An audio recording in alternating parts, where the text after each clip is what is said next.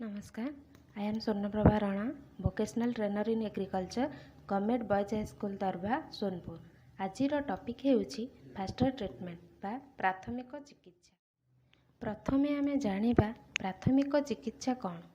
जेतेबेले जणे लोककु आघात लागे सेतेबेले ताकु तुरंत साहाय्य आवश्यक हुए।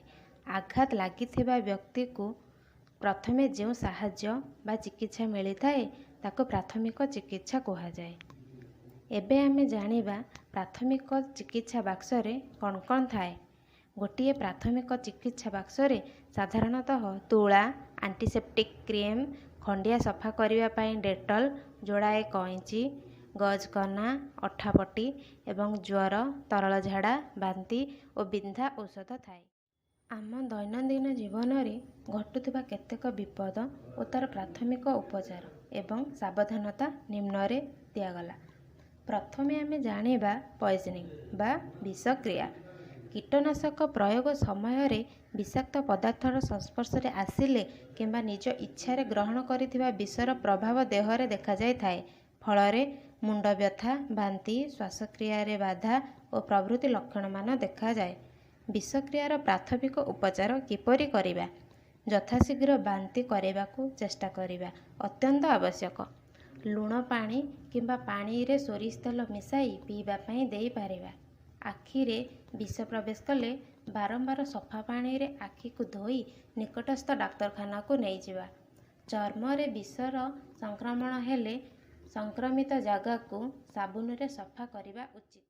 2 नंबर नॉर्मल कट बा साधारण क्षत। चाष जमी रे चाषीर देहरे उपकरण द्वारा अनेक क्षत हेबार संभावना थाए। जदि कौनसी क्षत हुए तार उपचार निम्नमते करिबा। शीघ्र साबुन रे भल भावरे धोई देबा। गजकना द्वारा क्षत को बांधी देबा। यह द्वारा संक्रमण हुए नहीं। रक्तस्राव बंद नहेले शीघ्र डाक्तरखाना को नेबा उचित। 3 नंबर इलेक्ट्रिक शॉक बा विद्युत आघात। त्रुटिपूर्ण विद्युत संजोग स्विच किंबा प्लगर संस्पर्श रे आसिले वैद्युतिक आघात लगी थाए। यार प्राथमिक उपचार विद्युत संजोग द्वारा आहत व्यक्ति पाखक जीवा पूर्वर सही स्थानर स्विच बंद करने जरूरी। आहत व्यक्ति को उद्धार करने बेले धातव वस्तु व्यवहार न करी सुखिला काठ साहाय्य व्यक्ति को विद्युत परिवाही तार ठारू दूरेई देबा। जदि चेतना न फेरे तेबे डाक्तरखाना को नेबा व्यवस्था करिबा। 4 नंबर बर्निंग बा पोड़ा घा। कौनसी कारणरू पोड़ीगले यथाशीघ्र पोड़ी जाइथिबा स्थान को पानी रे धोई देबा उचित। पोड़ा स्थान को घसीबा उचित नुह। फोटका को फटाइबा उचित नुह एवं खाली हाथ रे सही स्थान को स्पर्श करिबा उचित नुह। 5 नंबर बाइट बा पोक दंशन बा कामुड़िबा। प्रथमे पोकर सुंढ रही ताको बाहर करिबा। सही स्थान को साबुन लगाई धोई देबा। फुली जाइथिबा स्थान रे ओदा कपड़ा रखिबा। दरज न कमिले डाक्तरंग परामर्श नेबा।